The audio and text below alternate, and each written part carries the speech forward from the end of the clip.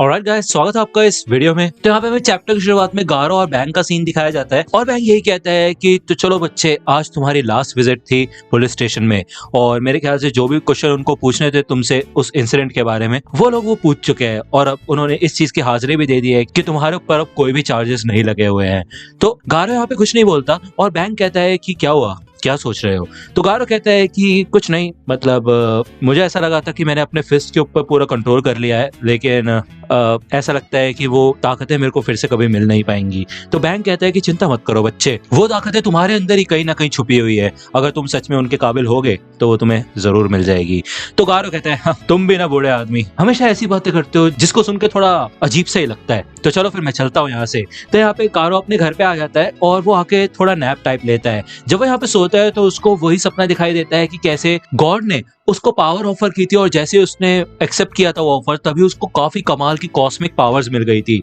उसी सपने में उसको ये दिखाई देता है कि उसने उन ताकतों को पूरा इस्तेमाल किया था, लेकिन असलियत में तो उसको ताकत मिलते साथ ही वही आके किसी ने मुक्का मार दिया था, जिसके बाद उसकी सारी पावर्स गायब हो चुकी थी।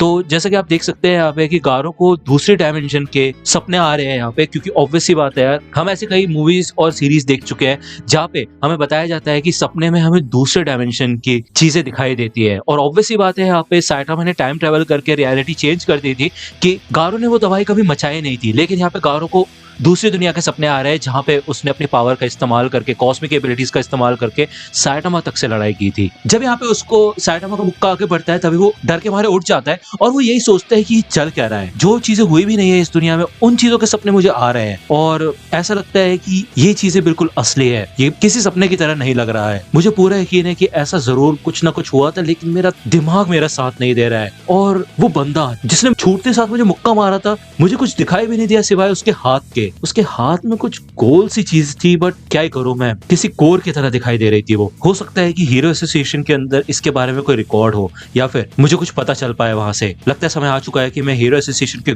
अंदर घुस के उनके डेटाबेस को थोड़ा छानबीन करूं। और वैसे भी मेरा पुराना एक्सपीरियंस है कि छानबीन करने से मेरे को कभी भी निराशा नहीं होती है।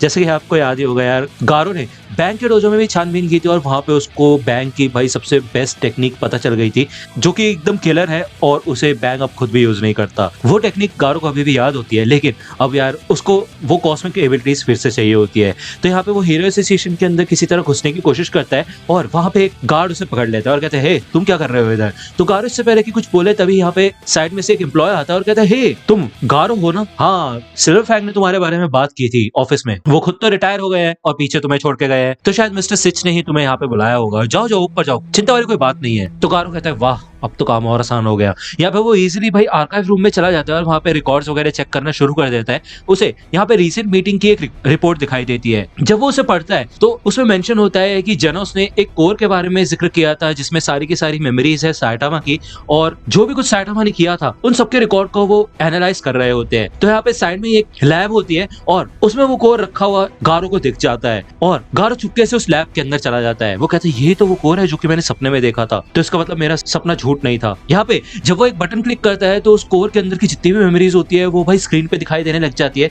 कि कैसे गारो को कॉस्मिक एबिलिटीज मिली थी, उसके बाद वो काफी दुश्मनों से लड़ा था और यहाँ तक कि वो साइटामा से भी लड़ा था। उसको फाइनली रियलाइज हो जाता है कि साइटामा ही वो इंसान है जिसने गारो को एक ही पंच में उड़ा दिया था। तो गारो ये सब देख के शॉक हो जाता है और कहते हैं ये सब तो बिल्कुल मेरे सपने की तरह है, इसका मतलब ये है कि मैं कोई गलत नहीं था और ये सारी चीजें असलियत में हो चुकी है। और इसका मतलब ये है कि ये बंदा साइटामा, इसको देख के हमेशा से मेरे को ऐसा लगता है कि भाई इसमें कुछ तो गड़बड़ है और अब पता चल चुका है कि शायद ये सच में काफी ज्यादा ताकतवर है। इसके ऊपर भी नजर रखनी पड़ेगी और हो सकता है कि अगर मैं इसको हरा दूं तो शायद मेरी वो पावर्स फिर से अवेकन हो जाए। लगता है समय आ चुका है फिर से हीरो हंटिंग करने का। दूसरी ओर हमें यहाँ पे साइटामा का सीन दिखाया जाता है और वो इधर आराम से भाई एक मांगा पढ़ रहा होता है जिसमें भाई एक लड़का लड़की शादी कर लेते हैं और वो सोचता है कि यार तात्सुमा की और मेरी शादी का सीन वैसे काफी जल्दी हो चुका है। मैंने कभी सोचा नहीं था यार मेरी शादी वादी भी हो जाएगी, बट क्या कर सकते हैं यार 26 साल का तो हो गया हूँ मैं, और जेनोस जैसे मेरे सर को देख रहा था ना, वो कुछ अच्छा नहीं लग रहा था यार मेरे को। ऐसा करते हैं कि किंग और जेनोस को बुला के एक बार शादी के बारे में डिस्कशन कर लेते हैं, क्योंकि अभी तात्सुमा की तो मीडो में गई हुई है और उसको कुछ घंटे लगेंगे आने में, और मॉब फुबुकी के पास है, वो तो उसको लेके घूमती रहती है भाई, छोड़ती नहीं उसको। तो यही शायद सही समय है जेनोस, किंग और साथ ही साथ बैंक को भी बुलाने का। यार तीनों को बुला लेते हैं, वही कुछ रास्ता निकालेंगे इस बारे में, है ना। तो थोड़ी देर बाद यहाँ पे जेनोस, किंग और बैंक आ जाते हैं और बैंक कहता है क्या बात है बच्चे, क्या हाल है तुम्हारे, कैसा चल रही है तुम्हारी लिव इन वाली जिंदगी। तो जेनोस कहता है कि मास्टर क्या कोई दिक्कत हो गई है, आपने हमें इतनी अर्जेंसी में क्यों बुलाया। तो सैटम कहता है अरे रुको रुको मेरी बात तो सुनो। तो किंग कहता है और बताओ डूड, तुम तो यार गेम वेम भी नहीं खेलते आजकल, क्यों ना एक मैच हो जाए आज, है कि नहीं। तो सैटम कहता है रुको रुको रुको यार, तुम सब शांत हो जाओ, मेरी बात सुनो पहले, ठीक है। मैं ये सोच रहा था कि यार कुछ समय से सब लोग टैट्स और मुझे शादी करने के लिए कह रहे हैं, तो यार मैंने तो कभी आज तक शादी वादी के बारे में सोचा नहीं, मतलब मेरा तो मेन पर्पस यही है कि मैं बेस्ट हीरो बनना चाहता हूँ। मुझे लगता है कि शादी करने के बाद मेरी रिस्पॉन्सिबिलिटीज बढ़ जाएंगी यार, और वैसे भी मतलब मेरे को पसंद है मॉब और टैट्स के साथ रहना, लेकिन फिर भी शादी करना एक बड़ा स्टेप नहीं लगता। तो किंग कहता है कि सुनो मेरी बात डूड, शादी करना कोई बहुत बड़ी बात भी नहीं है, तुम शादी करने के बाद भी अपनी ड्यूटीज को निभा सकते हो, चिंता करने वाली कोई बात नहीं है, वैसे भी तो तुम साथ ही रह रहे हो, और उसके बाद तुम्हें वही गलती बार बार करने का मौका मिलेगा, क्यों, समझ रहे हो ना मेरी बात। तो सैटम कहता है क्या, कौन सी गलती। तो किंग कहता है वही हैंकी पैंकी चीट पटैंकी। तो सैटम कहता है क्या बकवास, क्या क्या बोल के रहे हो तुम भाई, मेरे को कुछ समझ नहीं आ रहा। तो जेनस कहता है कि मास्टर मुझे ऐसा लगता है कि आज भी किंग ने ऑक्टोपस के अंडे खाए हैं, लेकिन जितना मुझे समझ आ रहा है मेरे ख्याल से वो पार्टी वाली रात की बात कर रहे हैं, उस रात जो आपकी गलती हुई थी जिसकी वजह से आज उस छुछुंदर के साथ फंस गए हैं। तो सैटम कहता है ओह। तो किंग कहता है वाह जेनस, तुम तो ऐसा लगता है फुबुकी के साथ घूमते घूमते काफी तेज हो रहे हो। हाँ, तो जेनस कहता है कि हाँ। तो जेनस को तो यहाँ पे भाई किंग की बात समझ नहीं आती, और साइटोमा कहता है अरे यार तुम टॉपिक से इधर उधर क्यों जा रहे हो यार, मैं ये पूछना चाहता हूँ कि शादी मुझे अभी करनी चाहिए या फिर मैं थोड़ा रुकूं, या फिर इन चीजों को समझने की कोशिश करूँ, या फिर ऐसे ही जो चल रहा है वैसे चलने दूं। तो बैंक कहते हैं कि देखो मेरे बच्चे, शादी एक काफी रिस्पॉन्सिबिलिटी की चीज है, क्योंकि उसके बाद तुम्हारे ऊपर रिस्पॉन्सिबिलिटीज बढ़ जाएंगी। अक्सर ऐसा होता है शादी के बाद आदमी के ऊपर सारी रिस्पॉन्सिबिलिटीज आ जाती है, लेकिन अभी तुम्हें देखते हो ऐसा लगता है कि तुम बिल्कुल मजे में जी रहे हो, है ना। और मुझे नहीं लगता कि तुम इस रिस्पॉन्सिबिलिटी को संभालने के लिए अभी तैयार हो। वैसे तुम काफी चीजों के लिए तैयार नहीं थे, लेकिन फिर भी तुमने उन चीजों को काफी अच्छे से संभाला है। तो हो सकता है कि इस डिसीजन से तुम्हारी लाइफ में एक टर्निंग पॉइंट आ जाए और तुम्हें अच्छा महसूस हो, क्यों। तो किंग कहता है कि भाई मेरा मानना तो यही है कि यार अगर तुम एक बार शादी कर लेते हो तो तुम वही गलती रोज बार बार लगातार कर सकते हो, क्यों, है ना। तो सैटम कहते हैं यार ये गलती गलती बोलना बंद करो यार, वो कोई गलती नहीं थी, मतलब हो गया, लेकिन हमें उसका कोई पछतावा नहीं है। तो किंग कहता है ठीक है फिर, घटिया और कमाल की हरकत है, क्यों, उसी में तो मजा आता है असली। उसके बाद एक और बार ट्राई करके देखा तुमने या फिर नहीं। तो सैटम कहता है कि मतलब यार मेरे को ऐसा लगता है कि शायद टैट्स फिर से वो चीज करना चाहती है, लेकिन मेरे को यार समझ नहीं आती यार ये सारी चीजें। मेरे को ऐसा लगता है कि शादी के बाद ये सारी चीजें होनी चाहिए। मुझे बस तुम तीनों एक बात बता दो कि मुझे शादी कर लेनी चाहिए या फिर मेरे को थोड़ा और रुकना चाहिए।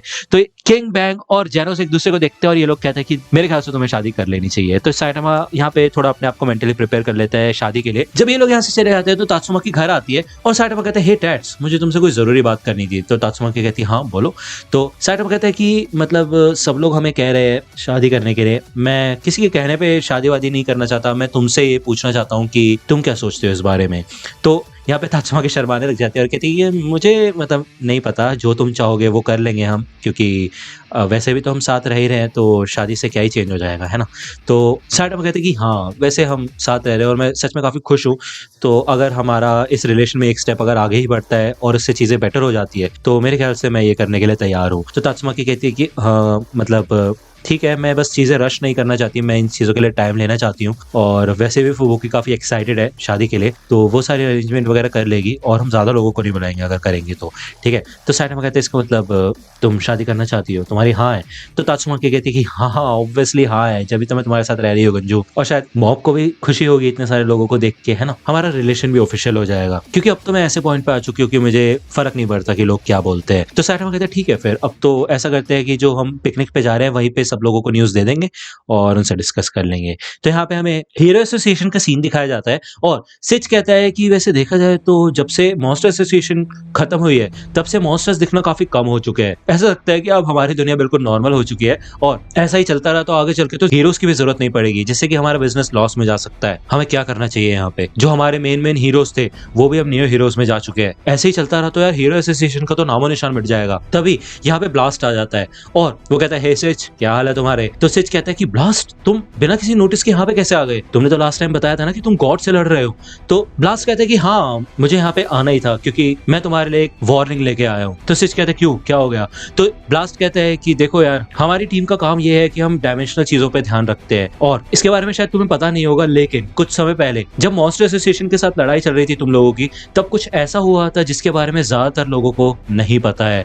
तो सिच कहता है कि ऐसा क्या हुआ था? तो ब्लास्ट यहाँ पे वो सारी की सारी बातें बताता है कि साइटामा ने कैसे गारो को हराया था और लॉर्ड ओरोची को भी हराया था, और कैसे साइटामा छुप के हीरो एसोसिएशन की कितनी मदद कर रहा है। और ये सब सुन के सिच कहता है कि अच्छा, केप बॉल्ट की बात कर रहे हो तुम? हाँ, मतलब हाल ही में उसने एज़रोथ को हराया था, जिसके बाद हमें पता चला था कि वो काफी ज्यादा ताकतवर है। लेकिन जो ये सारी बातें तुम बता रहे हो, टाइम ट्रेवल करना और ये जुपिटर पे जाके लड़ना, ये सारी बातें तो जेनोस ने हमें बताई थी, लेकिन हमें ऐसा लग रहा था कि वो बस मजाक कर रहा है। तो ब्लास्ट कहता है कि नहीं सिच, ये चीज काफी ज्यादा बड़ी है, क्योंकि एज़रोथ ने यहाँ पे आके जितनी तबाही मचाई थी वो तो कुछ भी नहीं था। साइटामा ने मेरे बेटे की जान बचाई थी और मैं उसका शुक्रगुजार हूँ, लेकिन अब ऐसा लगता है कि और भी बड़ी मुसीबत यहाँ पे आने वाली है। एज़रोथ का एक बड़ा भाई है मेगारोथ, और वो अपने साथ 10 गॉड को लेके आ रहा है। गॉड एक ऐसा क्रीचर है जो कि कभी भी डायरेक्टली इंटरेक्ट नहीं करता है, वो हमेशा वीकेस्ट लोगों को पकड़ के उनको अपनी ताकत दे देता है और उन्हीं से तबाही मचवाता है। लेकिन इस बार गॉड सामने से आ रहे हैं और उनका एक ही टारगेट है, वो है पृथ्वी। वो चाहे तो एक ही चुटकी में पूरी पृथ्वी को खत्म कर सकते हैं, लेकिन वो ऐसा करेंगे नहीं, क्योंकि वो उस इंसान को ढूंढ रहे हैं जिसने उनके भाई को मारा था। तो सिच कहते हैं क्या मतलब है तुम्हारा? वो केप बॉल्टी के लिए यहाँ पे आ रहे हैं? तो ब्लास्ट कहते हैं कि हाँ, हम जानते हैं कि केप बॉल्टी काफी ज्यादा ताकतवर है, लेकिन मुझे नहीं लगता कि वो 10 गॉड और मेगारोथ से एक साथ लड़ पाएगा, क्योंकि उन सबका टारगेट सिर्फ एक ही है। तो सिच कहते हैं फिर तुम क्या कहना क्या चाहते हो, हम करें क्या फिर भाई? तो ब्लास्ट कहते हैं देखो यार, जितना मैंने लड़ाई को मॉनिटर किया है, पूरे पृथ्वी पे सिर्फ 3 ही लोग मेरे को सबसे ज्यादा ताकतवर दिखे, साइटामा, अवेकन्ड गारो और तात्सुमाकी। मेरे अलावा मेरी टीम भी है, वो चाहे तो मदद करने के लिए आ जाएंगे, लेकिन तुम्हें पता है अगर इस डायमेंशन में 10 गॉड आ रहे हैं तो बाकी डायमेंशंस की तो तुम पूछो मत। मतलब साइटामा के यहाँ पे सिर्फ इसी डायमेंशन में दुश्मन नहीं है, और भी डायमेंशंस में है। तो ये सब सुनकर वो सिच के होश उड़ जाते हैं और वो यही सोचता है कि अब आगे करना क्या है। दूसरी ओर हमें डॉक्टर बफॉय का सीन दिखाया जाता है, और उसने यहाँ पे हीरो एसोसिएशन के सिस्टम में हैक कर रखा होता है। उसको यहाँ पे जेनोस के कोर वाली फाइल मिल जाती है। अभी रिसेंट में ही साइटामा ने डॉक्टर बफॉय के डिफेंस सिस्टम को तबाह करके रख दिया था। उसके बाद से डॉक्टर बफॉय काफी ज्यादा शॉक हो चुका था कि ऐसा कैसे हो सकता है, और उसके बाद जब उसने यहाँ पे जेनोस के कोर को रीड करना शुरू किया तो उसको पता चला कि भाई साइटामा सच में हद से ज्यादा ताकतवर है, और हो सकता है कि वो रैंक 1 प्लस से भी ज्यादा ताकतवर हो। ऐसा है तो मुझे इससे थोड़ा और संभल के रहना पड़ेगा और इसको रेगुलरली मॉनिटर करना पड़ेगा। फाइल्स के हिसाब से अभी साइटामा को कुछ भी याद नहीं है कि क्या हुआ था, लेकिन इसका मतलब ये नहीं है कि उसके अंदर वो पोटेंशियल नहीं है। यहाँ पे हमें दूसरे दिन का सीन दिखाया जाता है, और ये सबके सब लोग भाई यहाँ पे एक गार्डन में मिलते हैं पिकनिक के लिए, जैसा कि इन्होंने प्लान किया था। इधर बैंग और मॉम आते हैं और फुबुकी और लिली इधर मॉब को खिला रहे होते हैं। यहाँ पे इतना समय हो चुका होता है कि अब मॉब अपने पैरों पे चलना सीख चुका होता है धीरे धीरे करके, और तात्सुमाकी यहाँ पे मॉब को खुश होकर देख रही होती है। साइटामा इधर किंग के साथ खड़े होकर बारबेक्यू बना रहा होता है, और जेनोस इधर मूवमेंट राइडर के साथ बैठा होता है। तो किंग पूछता है कि हे साइटामा, क्या तुमने शादी की बात फाइनल की तात्सुमाकी से? तो साइटामा कहता है कि हाँ यार, वैसे उसको कोई दिक्कत नहीं है शादीवादी से, तो मेरे ख्याल से हम कर सकते हैं। तभी यहाँ पे मॉब के रोने की आवाज आती है, और हमें दिखाया जाता है कि भाई जब मॉब चल रहा था तब वो यहाँ पे नीचे गिर जाता है, और जैसे वो नीचे गिरता है वो बहुत जोर से रोने लग जाता है, और आसपास की चीजें ना हवा में उड़ने लग जाती है। तो साइटामा कहता है हे तात्सुमाकी, क्या कर रही हो तुम? तो तात्सुमाकी कहती है कि मैं कुछ नहीं कर रही। फुबुकी, क्या तुम अपनी पावर्स का यूज कर रही हो? तो फुबुकी कहती है नहीं, लेकिन ये हो क्या रहा है?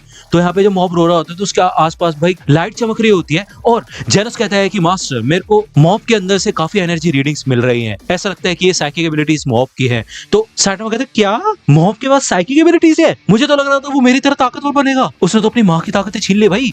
तो किंग कहता है बेटा अभी से आदत डाल लो, शादी के बाद तो एक चीज कॉमन है, बच्चा बस माँ को पूछता है, बाप को नहीं, ये चीज ध्यान में रखना। तो साइटामा कहता है यार तुम्हें इतनी सारी चीजें पता कैसे चल जाती है भाई, गेम्स में इतना सब कुछ दिखा देते हैं। तो किंग कहता है अरे मैंने पूरी लाइफ जी रखी है यार एक कैरेक्टर की, बहुत प्यारी कैरेक्टर थी वो, इसलिए तो मैंने लड़की का रोल प्ले किया था, क्योंकि लड़कों की वैसी कोई इज्जत नहीं होती है। तो यहाँ पे ये सब के सब लोग मॉब की पावर्स को देख के भाई काफी ज्यादा खुश हो जाते हैं और क्लैपिंग वगैरह करने लग जाते हैं, और तात्सुमाकी की आंखों से तो आंसू आ जाते हैं, और उसको अपना बचपन याद आ जाता है, और वो अपने आप से यही वादा करती है कि वो हमेशा मॉब को अपने साथ रखेगी, और जो भी उसके साथ बचपन में हुआ था वो ऐसा कुछ भी मॉब के साथ नहीं होने देगी। तो दोस्तों आज की वीडियो के लिए सिर्फ इतना ही। आई होप कि आपको ये वीडियो पसंद आई होगी। अगर आपको ये वीडियो पसंद आई हो तो प्लीज लाइक कीजिए, अपने दोस्तों के साथ शेयर कीजिए, और मेरे चैनल को सब्सक्राइब करना मत भूलेगा। और अगर आप मुझे कांटेक्ट करना चाहते हैं तो आप मुझे इंस्टाग्राम पे कांटेक्ट कर सकते हैं, मेरे पेज की लिंक आपको डिस्क्रिप्शन में मिल जाएगी। मिलता हूँ आपसे अगले वीडियो में, तब तक के लिए गुड बाय।